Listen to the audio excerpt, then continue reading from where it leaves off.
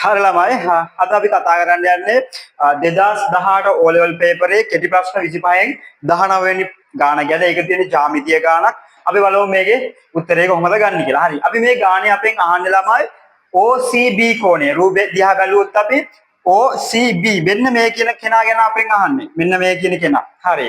මම එයාගේ මගේ පහසුර මම එයාව නම් කරගන්නම් y කියලා. හරි. ඔයාලට කැමති අකුරකින් නම් කරගන්න පුළුවන්. මම y කියලා නම් කරගත්තා. හරි. ඔයාලා හැමතිස්සෙම ළමයි ජ්‍යාමිතිය ගානක් විසඳද්දි මෙන්න මේ ඔයාගෙන් අහන කෙනා ඉන්නේ. ඔයාගේ අහන කෙනා ඉඳන් ආපස්සට හිතා යන්න. අහන කෙනාගේ ඉඳන් ආපස්සට හිතා යන්න. හරියට අර මේ රහස් පොලිසියේ මේ පරීක්ෂණයක් කරනවා වගේ. කියන්නේ අපේ දීලා තියෙන සාක්ෂි අනුව ආපස්සට හිතා යනවා වගේ සිද්ධියක් තියෙනවා. හරිද? මේ ගාන බලන්නකො. මේ y තමයි අපිට හොයන්න ඕනේ. y කියන තැනට දාන්න පුළුවන් ක්‍රමය. මට එකපාරට ඔලුවට එනවා මෙන්න මෙහෙම එකක්. මෙන්න මේ y මෙන්න මේ කෝණයයි මෙන්න මේ කියන කෝණයයි මේ කියන කෝණයයි කෝණ තුන එකතු කීයක් වෙන්න ඕනේ ළමයි? අංශක 180ක්. ඇයි අපි දන්නවා ප්‍රමේයක් ත්‍රිකෝණයක අභ්‍යන්තර කෝණ තුන එකතුව කීයද අංශක 180යි. ත්‍රිකෝණයක අභ්‍යන්තර කෝණ තුන එකතුව 180යි කියන ප්‍රමේය. හරි. එතකොට මෙන්න මේ කෝණ දෙන්න අපි හොයාගත්තොත් අපිට බැයිද y හොයාගන්න? මොකද සරල සමීකරණයක් එන්නේ. ඇයි? මම මගේ පහසුවට මේ දෙන්නත් නිකමට නම් කරගන්නම්කෝ xz කියලා x සහ z කියලා. මෙන්න මේ y ධන x ධන z කීයක් වෙන්න ඕනද? 180යි අංශක. ඇයි? ත්‍රිකෝණයක අභ්‍යන්තර කෝණ. අභ්‍යන්තර කෝණ. අන්න ඕක එනවා.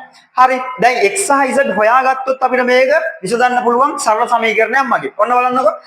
හරි. අපි දැන් හොයන්න යන්නේ x සහ මෙන්න මේ දෙන්න හොයන්න. මට පේනවා මේ රූපේ දිහා බලපු ගමන් මෙන්න මේ CA කියලා ජායක් තියෙනවා නොලිව්වට. CA ජාය මගින් කේන්ද්‍රය මත ආපාතනය කරන කෝණය වගේ හරියටක් තමයි කොතන ආපාතනය කරන්නේද?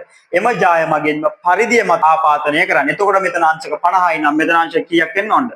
අංශක 25ක් වෙන්න ඕනේ. හරි. අපි එකක් නම් හොයාගත්තා. අපි ආයි z හොයාගන්න ඕනේ. හරි.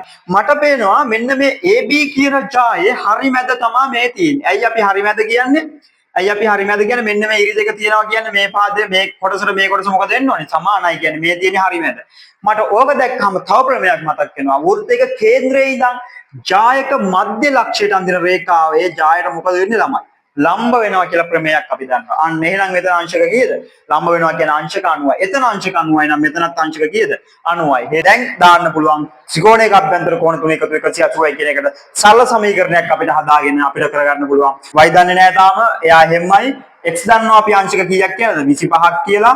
z දන්නවා අපි කීයද? අංශක 90ක් කියලා. ඕකේ ඔක්කොගෙම එකතුව කීයක් කරනවද ළමයි? අංශක 180ක් අපිට සරල සමීකරණයක් දැන් තියෙන්නේ. සරල සමීකරණය විසඳ ගන්න පුළුවන්. එතකොට මේ y එහෙමයි.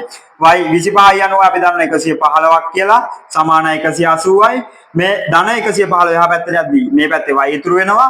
ධන 115 මේ පැත්තට ඍණ 115ක් වෙනවා.